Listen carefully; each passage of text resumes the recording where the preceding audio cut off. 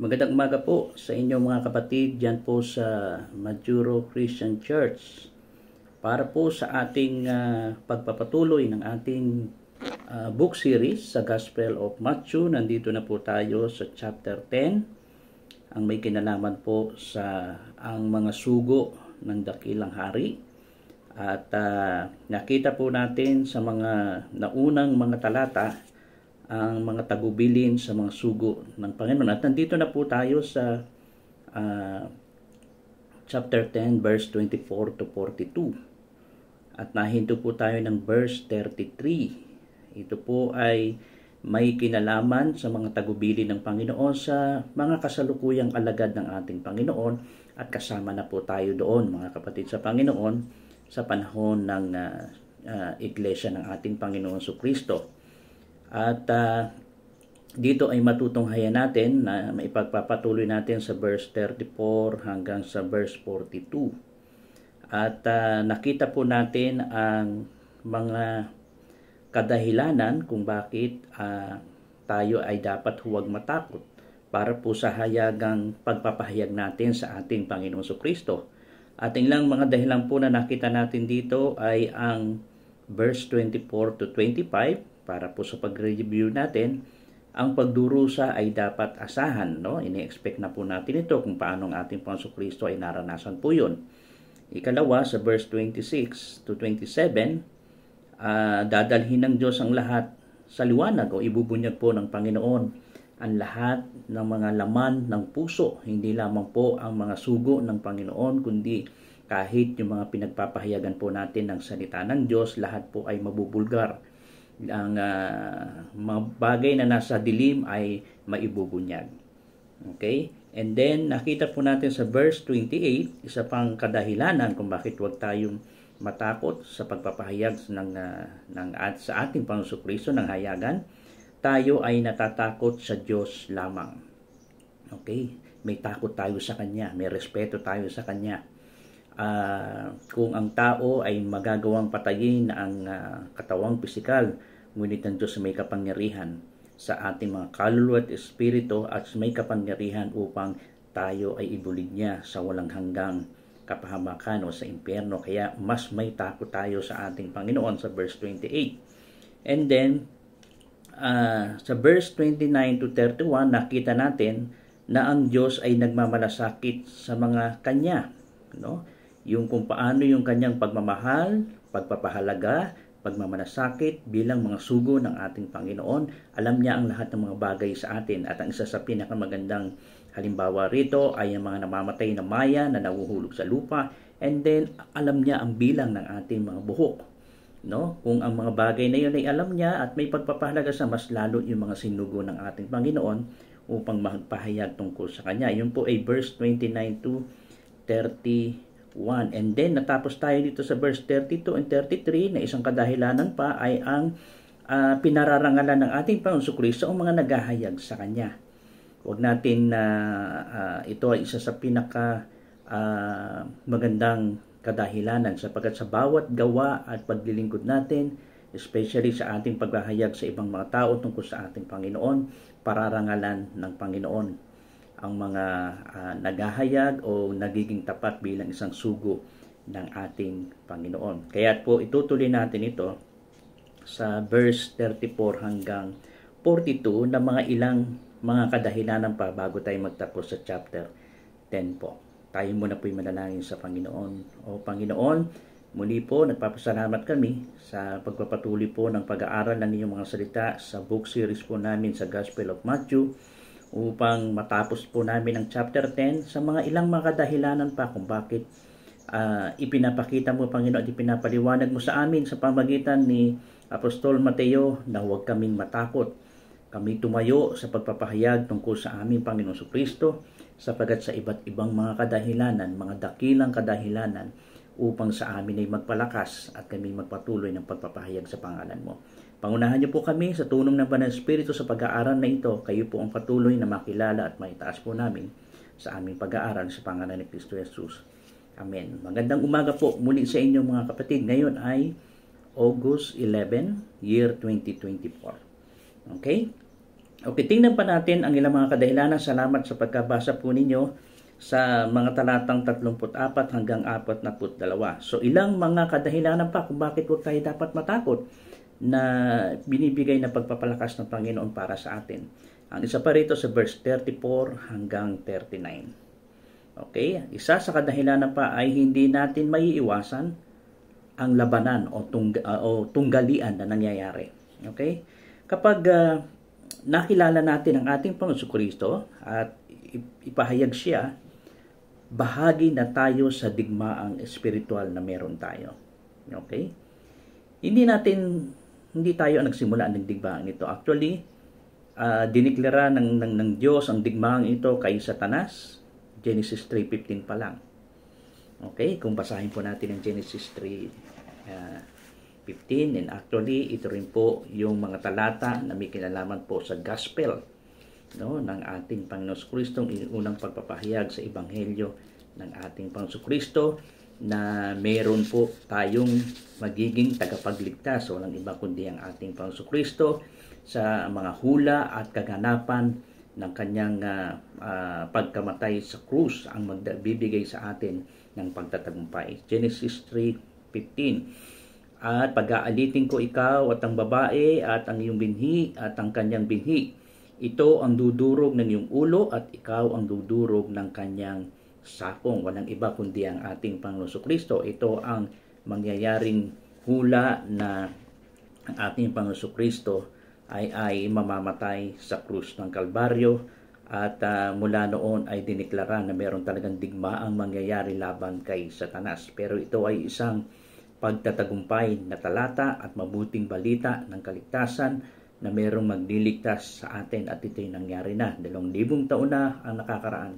Ang ating Panginoon Kristo ay namatay sa krus upang bayaran ang ating mga kasalanan, at sa pamagitan niya magkaroon tayo ng kapatawaran at pag-asa at kaligtasan sa pamagitan ng ating Panginoon Kristo. And actually, talagang talunan na si Satanas, no, sa pamagitan ng ating Panginoon Kristo. Kaya sa ating pakikipabahagi sa ating Panginoon Kristo bilang mga alagad niya at sugo niya upang ipangaral ng ating Panginoon Kristo, ay nasa digmaan po tayong espiritual na kalagayan. Hindi tayo nagsimulita, kundi talaga idineklara na ng Panginoon na mayroong digmaan mangyayari. Nung gabing isinilang ang ating Panginoon, ang mga anghel ay nagpahayag ng kapayapaan sa lupa. Lucas 2:14. Ngunit tila sa Panginoon ay ipinahayag niya na bilang pagtanggi sa katotohanan ito. No? Ang sabi niya, hindi ako naparito upang magdala ng kapayapaan, kundi ng isang tabak. Verse 34. So, talagang ipinakita rito na talagang magkakaroon po ng digmaan. Kung tinanggap siya ng Israel, ay bibigyan niya sila ng kapayapaan. Ngunit tinanggihan siya ng mga tao, at ang resulta nito ay isang tabak. Sa halip na magkaroon ng kapayapaan sa lupa, ay mayroong kapayapaan sa langit na sinabi ng talatang Lucas, no, 19:38. Ang sabi ni Apostol Lucas, siya ay gumawa ng kapayapaan sa pamagitan ng dugo ng kanyang krus. Ito din yung kaganapan na talagang magdadala ng kapayapaan sa atin sa Colosas 1:20. No, sa magandang basahin po natin yun, na isang maganda rin pong talata.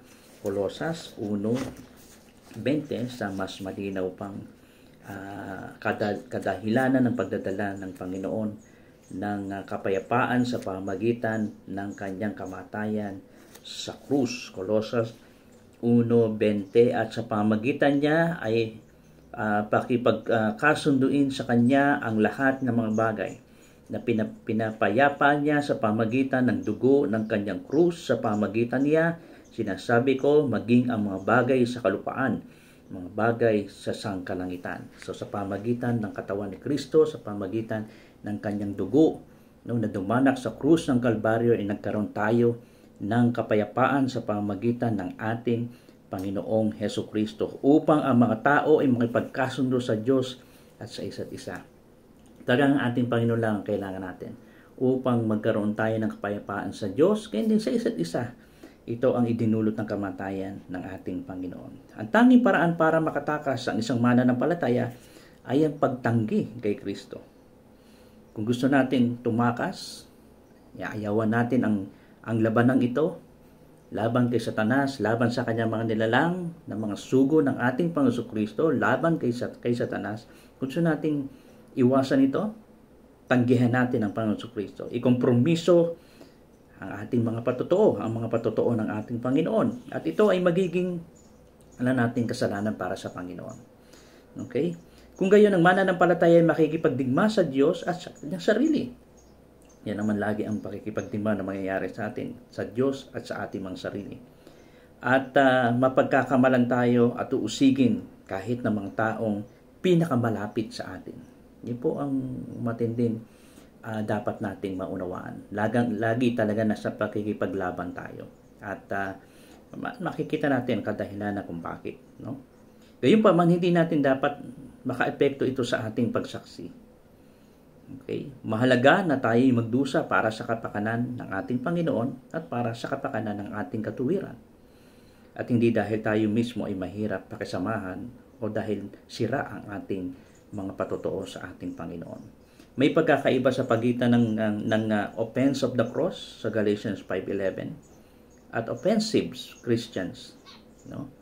At ang bawat mananampalataya ay dapat gumawa ng mga desisyon minsan at magpakailanman na mahalin natin ang Panginoong Kristo ng lubos at pasanin ang ating mga krus at sundin si Kristo. So, talaga po ang isang alagad ay talagang makikita natin na hindi po madali ang pagsunod sa Panginoon. Talagang may mga bagay dapat tayong harapin, lalo na ang pakikipaglaban sa mundong ito, pakikipaglaban kay Satanas.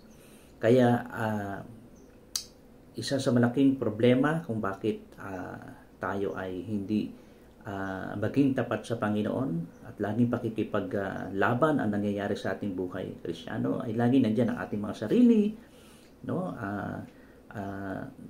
Ang ating pagmamahal sa Panginoon, malaking hakbang po ito para sa Panginoon, para sa ating pagsunod para sa Kanya. Kaya ito po ay hindi simpleng pakikipagdigma ng mga sugo ng Panginoon o ng mga alagad ng ating Panginoong Jesucristo. Kung makikita po natin, no, yung pag-ibig sa talatang 37 ay ang motibo para sa krus ng ating Panginoong Jesucristo. At pagdating, tingnan muna natin verse 37 sa Matthew 10 verse 37. Ang sabi rito ay ang umiibig sa ama o sa ina ng higit kaysa sa akin at hindi karapat-dapat sa akin ay umiibig sa anak na lalaki o anak na babae ng higit kaysa sa akin ay hindi karapat-dapat sa akin. Nakikita po ninyo yung pagmamahal. Sa pagsunod natin sa Panginoon, napakadakila po ng pagsubok, napakadakila po ng ating haharapin, no? Dahil pinag-uusapan po dito yung ating mataas na pagmamahal sa ating Panginoon. At dito sa 37, yung pag-ibig dito pinag-uusapan, talagang parang dumaraan tayo sa krus, nagbubuhat tayo ng ating mga sariling krus, no? Na gaya ng naranasan ng Panginoon. Sa verse 38, ang sabi rito, at ang hindi nagpapasan ng kanyang krus at sumusunod sa akin ay hindi karapat-dapat sa akin. Talaga, ang mga sugo ng Panginoon, ng mga alagad ng Panginoon, talagang ito ay isang malaking krus na dapat nating pasanin. No? Dahil may kinalaman ito sa tunay at mataas at dakilang pagmamahal natin sa ating Panginoong Jesucristo sa pagsunod para sa Kanya. No? Kaya dito, pasanin ang krus. Yan ang pinag-usapan na pagmamahal dito na dapat natin ibigay sa ating Panginoon bilang mga alagad at tagasunod ng Panginoon. Kaya hindi po tayo naglalaro dito, hindi po simple, no, ang malaking pasaning ibinigay ng Panginoon sa atin sa pagtawag niya sa ating bilang mga alagad niya at tagasunod niya. Talagang pinakamataas na pagmamahal, no, ang katangiang hinahanap ng Panginoon sa mga tunay na mga tagasunod ng ating Panginoon. Dahil ito ay tawag na pasanin ng krus. Hindi nangangahulugan na magsusuot tayo lamang ng ID, maglalagay ng sticker sa ating mga sasakyan para ipakilala na tayo ay mga alagad ng Panginoon. Hindi lamang po yung ganun yun, ano? No, na may mga ID tayo ay alagad ni Kristo o ano paman, hindi po yung mga kasuotan na maaaring ipakita lamang sa mundong ito. Ito po yung nangangahulugan na aminin natin si Kristo at sundin siya sa kabila ng mga kahihiyan at mga pagdurusa na mararanasan natin. Kita po ninyo, kaya hindi po ito mababaw o madaling bagay ang pagsunod natin sa Panginoon. May mga bagay na dapat nating kalimutan ang ating mga sarili at kahit ang pagmamahal natin sa pamilya. Nakita naman po natin yung mga kasaysayan po ng mga alagad ng Panginoon. Halimbawa na naman po itong mga mangingisda, sila Mateo, sila Santiago, sila Juan, nung tawagin ng Panginoon. Ano mga iniwan nila? Ang mga trabaho nila, lambat, iniwan nila, ang pangingisda nila. Sinabi ng Panginoon, kayo ang dapat kong gawing mga mamalakayan ang mga tao. At kahit ang kanilang mga mahal sa buhay ay iniwan nila. Ito po yung masasabi natin na talagang mataas na pagtakot. Dumarating po ang time na talagang mamimili tayo. Inuulit po ng salita ng Panginoon, tayo po ay nasa malaking pakikipagbaka at laban. May mga tendency na darating talagang pamimiliin tayo. Pero sabi ng Panginoon, hindi ka karapat-dapat. Hindi ka karapat-dapat sa akin bilang isang alagad niya. Kung ano? Kung higit ang pagmamahal natin sa ating mga ama, ina, anak. Kaya mayroong pakikipagbaka na mangyayari. Laging may alitan na mangyayari. Bakit? Kasi napakataas ng ating pagmamahal sa ating Panginoon Jesucristo. Kaya ito ay inuulit ko po, hindi lamang isang idea na ipapakita natin na tayo ay alagad ng Panginoon o alipin niya, tagasunod niya, sugo niya. Kundi po ito talagang may kaakibat na malaking pakikipaglaban at desisyon at pagpapakita, pag-amin natin sa Panginoon na siya ang ating Panginoon at sariling tagapagligtas, siya ang ating sinusunod. Kaya nangangahulugan ito na namatay sa sarili araw-araw. Yan po ang isang alagad ng Panginoon. Pinapatay natin ang ating mga sarili araw-araw. Sapagkat kung pahihintulutan natin ang ating mga sarili, hindi natin magagawa ang nais ng Diyos para sa atin. Kaya pinapatay natin ang ating sarili araw-araw. Kung ang Panginoon ay nagpapako sa isang krus para sa atin, o para sa iyo, alam po ninyo, ang pinakamaliit na magagawa natin ay ang magpasa naman ng krus para sa Kanya. Okay? Kita po ninyo? Ang ating Panginoon Kristo namatay, umakyat sa krus. Namatay siya sa krus para sa iyo at para sa akin. At ang pinakamaliit na maaaring magawa lamang natin ay pasanin ang krus na ibinigay ng Panginoon para sa atin. At papasinin natin ito para naman sa Kanya. Kaya nakikibahagi tayo sa bagay na yun. Sa verse 34 ay, kung sa verse 39, kung basahin natin, nakakasumpong ng kanyang buhay ay nawawalan nito. At ang nawawalan ng buhay dahil sa akin ay makakasumpong niya. Ang talatang 30 may nagpapakita sa atin na dalawang alternatibo lamang. Na iligtas ang iyong buhay at isakripisyo mo o ang iyong buhay. Dalawang bagay lamang yan. Iligtas ang iyong sarili, ang iyong buhay, o isakripisyo ang iyong buhay. Wala pong middle ground dito na makikita natin. Kung protektahan natin ang ating sarili, sa mga sarili nating interes, tayo ay magiging mga talunan. Pero kung mamamatay tayo sa sarili at magbubuhay para sa Kanyang kapakanan ng ating Panginoon, tayo ay magwawagi. Nakita po ninyo yung talagang bigat ng pagiging isang alagad ng ating Panginoon. Dahil ang espiritual na labanan ay hindi may iwasan sa mundong ito. Bakit hindi mamamatay sa sarili at hayaang si Kristo ang manalo laban para sa atin? At pagkatapos ng lahat, ang tunay na digmaan ay panloob na makasarili laban sa sakripisyo na maaaring magawa natin. Okay? Kaya nakita natin na talagang hindi natin may iwasan ang pakikipagbaka o labanan. Bilang isang sugo ng Panginoon at alagad niya, tandaan po natin lagi, nasa battleground po tayo, pakikipaglaban, pakikipagtunggali, laban sa ating sarili, laban sa ating mga mahal sa buhay, laban sa mga nais ng ating mga sarili. At sana ay tapat tayo sa Panginoon, na handa tayo na batain, dalin Ang krus na inilagay ng Panginoon sa atin, patungo sa ating Panginoon.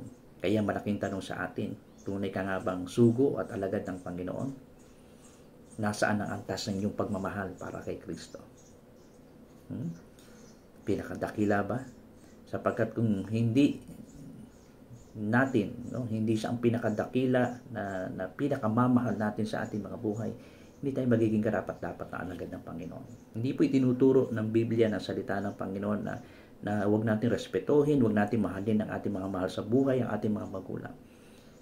Hindi po yun ang tinuturo niya. Huwag natin akalain na ganoon ang ating Panginoon Kristo. Pero dumarating ang pagkakataon na papipiliin tayo at susubukan tayo ng Panginoon bilang mga tunay na alagad at tagasunod niya. Kung dumating ba ang pagkakataon na papiliin ka at ipakita mo sa kung ano ang tunay na pagmamahal na meron tayo sa Panginoon, dumarating ang pagkakataon na dapat tayo magdesisyon. Titigil ba tayo? Hihinto ba tayo? Tatalikuran? Isang bagay lamang po yan. Dapat tanggihan natin si Kristo. Tumalikod tayo at bumalik tayo sa mga naisin natin sa ating mga sarili at huwag na natin sundan ang Panginoon. Dahil bagay, matandaan po ninyo, walang middle ground po dyan sa bagay na yan. Kaya asahan natin, nandito tayo sa pakikipagtunggali laban kay Satanas, laban sa mundong ito. At lalo tigit laban sa ating mga sariling hangarin. Okay? And then, verse 40 to 42. Ito na po magwawakas ito.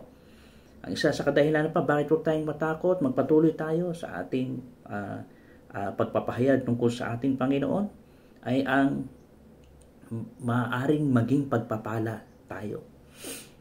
Maaaring maging pagpapala tayo sa iba. Tandaan natin yan, verse 40 to 42.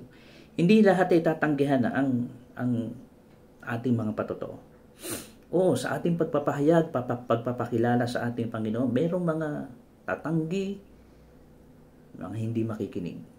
Meron namang mga tatanggap sa ating pagpapahayag sa Panginoon at makikinig sila sa bagay na ating ipinapahayag. May mga tatanggap sa atin at tatanggap ng pagpapala. At pagkatapos ng lahat, ano pa man ang mangyari, tanggihan naman tayo o hindi. Pero tandaan natin lagi, tayo ang ambasador ng Panginoon. Tayo ang ambasador ng mahal na hari o lang iba kundi ang ating Panginoon Kristo. At sisiguraduhin ng ating hari na sila'y gagantimpalaan sa kanilang ginagawa. Tandaan natin, gagantimpalaan tayo ng Panginoon. Sigurado sa ating hari yan sa ating Panginoon. At kapag tinanggap tayo ng mga tao, tinatanggap nila ang ating Panginoon, ang hari, sapagkat tayo ay kanyang mga kinatawan. Tandaan natin yan. Kung tatanggi man sila, hindi tayo ang tinatanggihan nila, kundi yung nagsugo sa atin, ating sinusundan ang Panginoon Kristo. At kung tanggapin nila, tayo, sino ang tinatanggap nila? Kundi, walang iba kundi ang ating hari, ang ating Panginoong Kristo sa kanilang pagtanggap. Ang pagpapala, gayunpaman, ay hindi otomatiko. Ang lahat ay nakasalalay sa saloobin kung sino man yung pagpapahayagan natin ng salita ng Panginoon, babahagi na natin.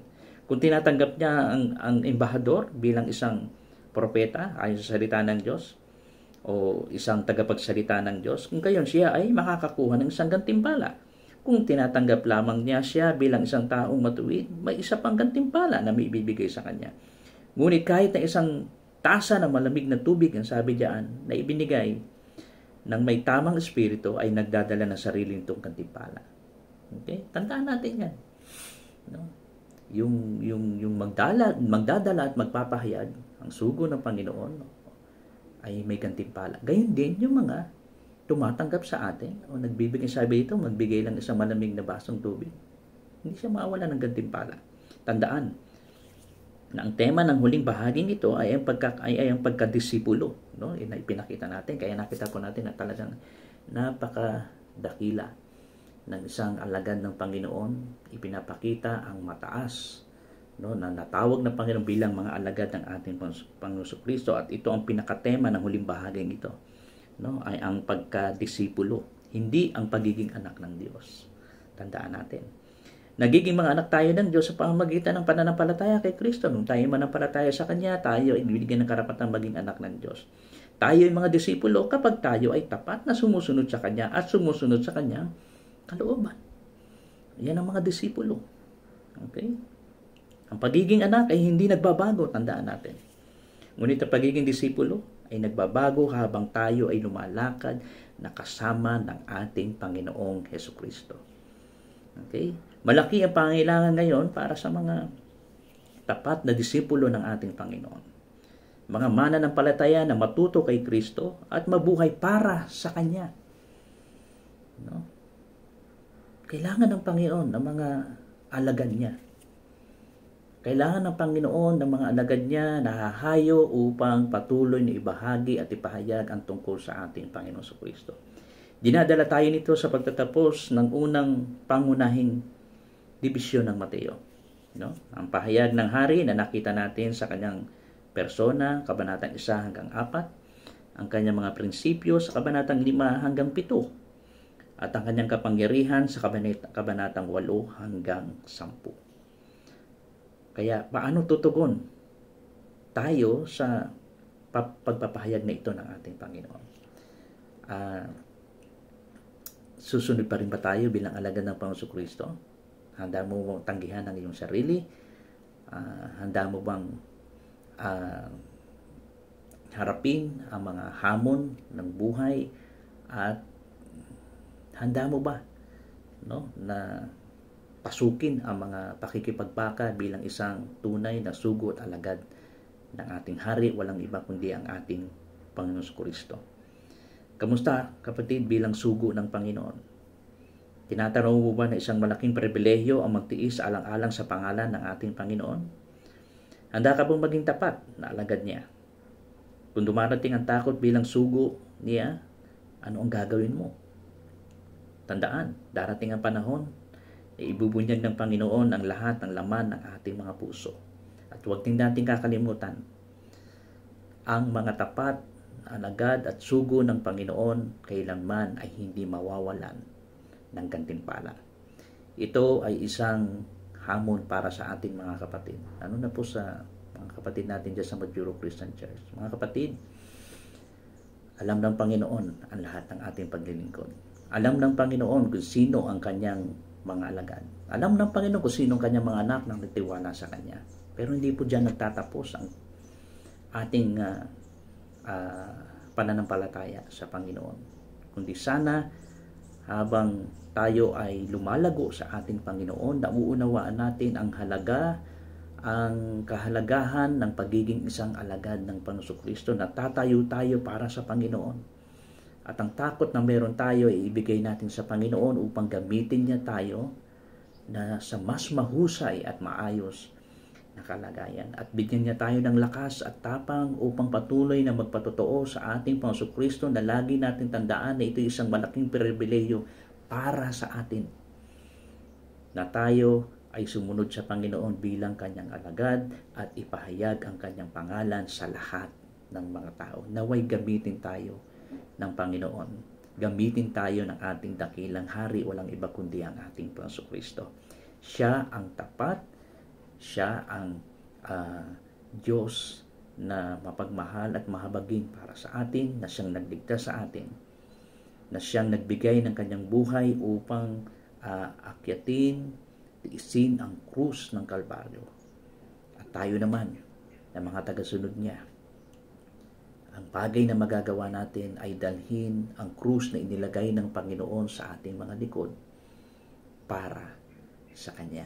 Nawa po ay pinagpala tayo ng kabanata 10 na ito na ating natapos. Tutunghay na po tayo sa mga susunod na linggo sa kabanatang 11 at 12 sa panibagong kabanata na maaaring makita natin na ipinituturo sa atin ni Apostol Mateo. Patuloy po tayong magdalangin na sa Panginoon, magpalakasan at gamitin tayo ng ating Panginoon bilang mga tapat na alagad, sugo ng ating Panginoon Kristo. Tayo po'y manalangin. Panginoon, salamat po.